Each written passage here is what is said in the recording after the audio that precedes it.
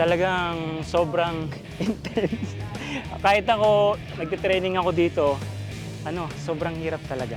Kailangan mo siyang pagtuunan ng pansin, lalo na itong mga madaling tignan na to, parang simpleng turns lang. Yan yung para sa akin challenging. Itong slow turn na to, talagang magdadrop ka dyan pagka hindi ka sanay.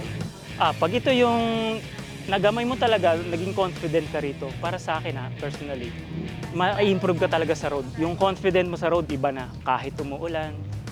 Sa mga riders, ini-invite ko kayo ni Cards ko sumali dito. As a rider, malaki may tutulong sa atin ito. Talagang yung skills natin mahasa.